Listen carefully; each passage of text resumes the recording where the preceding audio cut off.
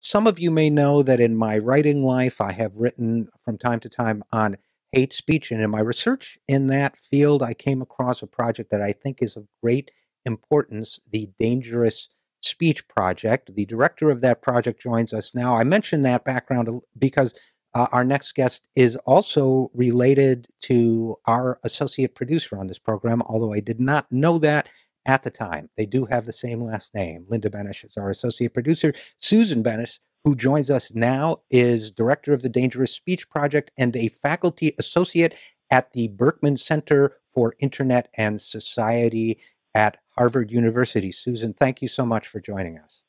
It's my pleasure, RJ. Now, let's start with this. Sadly, we've had certain hate-related crimes in the news recently, but let's start on a broader arena, if we can, and just tell us a little bit about what the Dangerous Speech Project is and what you all do there. So the Dangerous Speech Project emerged from my work trying to find ways of diminishing intergroup violence. That's cases in which one group of people takes part in committing mass murder or other crimes like ethnic cleansing against another group. We use that phrase "never again" over and over, and yet we don't seem to give it real meaning in the world. So I thought that if you want really to prevent something, you have to figure out what comes before it. And what seems to come before cases of genocide or ethnic cleansing is a particular specific kind of speech that I have nicknamed dangerous speech. So in other words, the impression I got from your overview and from the website is, in a sense, you look at the etiology, if you want to use a medical word, what leads up to these horrific examples of mass violence, one group against another, the use of certain phrases, words, the maybe appearance. So is there? I know I'm doing a disservice by asking you to oversimplify a complex process, but are there general stages leading up to this kind of mass violence that we can expect? There are other scholars who have proposed stages that lead up to genocide, for example. What I've noticed is that there are particular uncanny patterns in the kind of speech that is used by terrible leaders who are trying to inspire their followers and turn them against another group. If you look at the kind of speech that precedes genocide and ethnic cleansing and massacres, from country to country, from language to language, from religion to religion, unfortunately, there are these extraordinary patterns that spring out of case after case. Unfortunately, there is no particular human group that specializes in this. Nobody's got a monopoly on it. So it's a human. It is something that can appear. It would seem in any culture at any level of sophistication or technological development. That's true. So what would one, I would imagine part of your motivation in doing this, and we're talking with Susan Benish, director of the Dangerous Speech Project, I would imagine part of your motivation in doing this would be preventive, to look for the early warning signs, to try to identify these forces developing before they reach a kind of critical mass. If that's the case, that's right. Yeah. So do you find specific warning signs? Is dehumanizing language? Is it assemblies of people acting a certain way? Is it a certain kind of leader? Is it all of the above?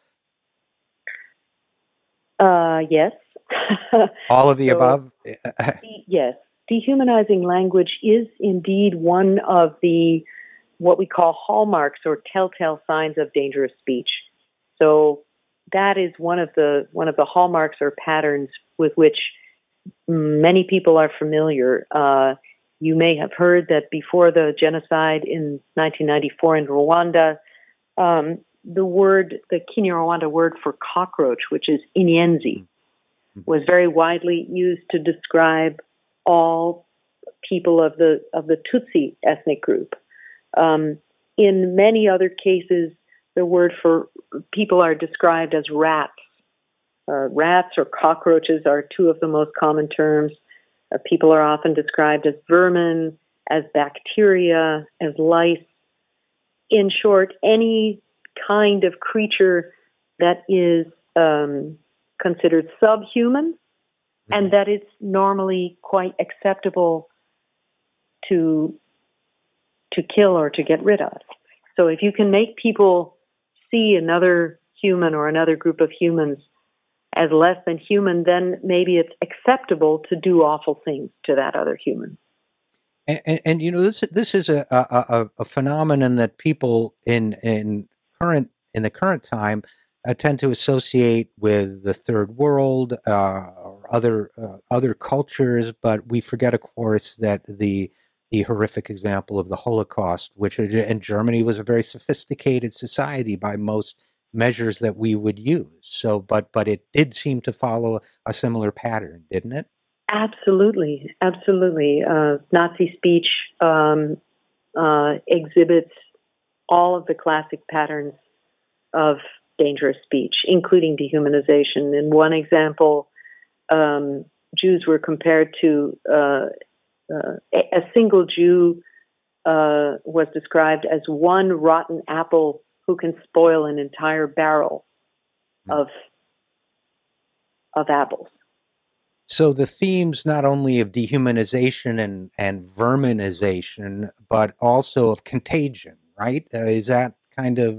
Yes, that's in fact another pattern. You're exactly right, RJ. So the dehumanization in the Nazi case, Jews were compared to lice, to vermin, and so on. And then there is another pattern, is this notion of pollution, of contamination, of spoiling by even one member of another group if that person is mixed in with the audience or the majority group. So, as an example, sometimes people are compared to weeds or stains or spots or a contamination, a plague, etc. We're talking with Susan Benesch, director of the Dangerous Speech Project. And Susan, it strikes me that, you know, we often talk about hate and hate speech, and certainly hate it seems like a central element in these horrific crimes and these horrific patterns. But, you know, as I listen to you describe the language, it occurs to me that these words and terms are designed to trigger other emotions too: disgust, revulsion, fear, especially fear. Yeah, fear is at least as important as hate in many cases, because dehumanization may get people to view the commission of atrocities as acceptable, but very often this kind of rhetoric or this kind of speech goes further in the sense that it seeks to the speakers, the person using such speech, seeks to persuade the audience that atrocities are not only acceptable but necessary. So if you can persuade people listening to you that they are facing a mortal threat from another group of people, now they will feel that anything that they do to protect themselves is justified. Now they've gone from seeing atrocities as acceptable to seeing them as necessary, and that's much stronger. That's much more of an achievement from the point of view of somebody who would like to bring about mass killing or other atrocities. So and that's another typical pattern in dangerous speech. And it also is a way of telling people that whatever twinges of conscience or disgust at their own behavior people might feel or something they have to get over, conquer for the greater good, I suppose. Now, or even to protect themselves. You know, there is one defense to homicide that works in every legal system, and that is self-defense. Right. And so this is the collective equivalent of that. If you can persuade a group of people that they are likely to be annihilated, then anything, just about anything they do to prevent that ostensible threat is justified. That's why, indeed, Hitler told the German people repeatedly that they were facing annihilation by international Jewry, which was an absolutely absurd claim, and yet apparently it was somewhat convincing. Right. And I suppose I have to also raise the question, or I want to raise the question that, in the words of Sinclair Lewis, we always say it can't happen here, but could it happen here? It seems to me that some of the warning signals, now I'm sure it adds up to a pattern and there are escalations and so on. I'm not sure the escalations are or aren't present, but it seems to me that some of the language you describe certainly at a minimum exists here, and some individual acts of violence exist here. Is this a phenomenon we should be on the lookout for in our own society? I wouldn't say that the United States is a country at risk of genocide. There are many other factors that make a society more or less at risk of a genocide or of mass killings. And fortunately, in the United States, I don't see most of those contextual factors. After all, it's also important to note that the capacity of speech to inspire people to do things. In the case of dangerous speech, what I mean by dangerous is the capacity of the speech to inspire mass violence. So that capacity depends entirely on the context. It depends on who's speaking and how influential that speaker is. It depends on how susceptible the audience is to that kind of speech, and many other factors. So in the United States, I don't think we're at risk of genocide. We tragically specialize instead in massacres, mass killings committed by individuals. That's an absolutely awful thing, and it's somewhat different from a process in which a whole group of people take part together in mass killings. In persecuting another group of people. So, but if we look, for example, and I know this doesn't qualify, but in that category, these mass murderers, of course, we have the horrific events of Charleston still very much on our mind. Dylan Rafe, who I believe that's how it's pronounced, the perpetrator of that terrible crime, seems to me that he picked up language. It was communicated to him, I guess, through the internet or whatever other sources he might have had, and that at a minimum, the language that he used, the fears that he reflected, you're taking our women and taking our jobs and so on, that at least in that sense, while the nature of the it was not genocide per se, that the nature of the motivation and the nature of the language bore some relationship to the kinds of phenomena you research. Is that a fair interpretation? Well, first of all, I should say that everything I know about the disaster in Charleston is what I have read in the media. I don't have any special knowledge of the accused or his background, his background or what inspired him. So I can answer your questions based on what I've read, and that includes the witnesses, the survivors' reports of what he said as he was allegedly killing people. And also I've read what people are calling his manifesto, and reports that he Googled black on white killings and found a website that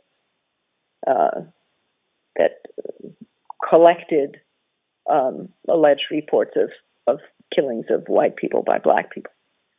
And so, according to what I've read, he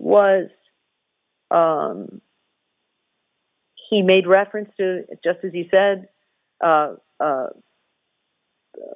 rapes of white women and and the idea that black people were taking over or would take over the United States. Those statements are very much in line with dangerous speech. It sounds as if he became convinced of exactly the sorts of messages that dangerous speakers would use to motivate a group of people.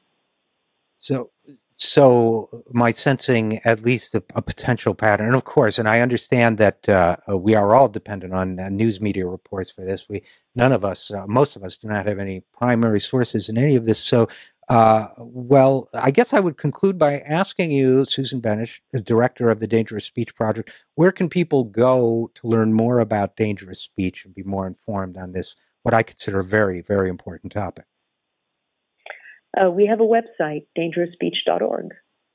That sounds perfect to me. Well, thank you so much for coming on our program, and thank you so much for the work you do. Susan Benesch, director of the Dangerous Speech Project, thank you for joining us. It's been my pleasure. Thank you. I'm Richard R.J. Eskow, and we will be right back after this on the Zero Hour.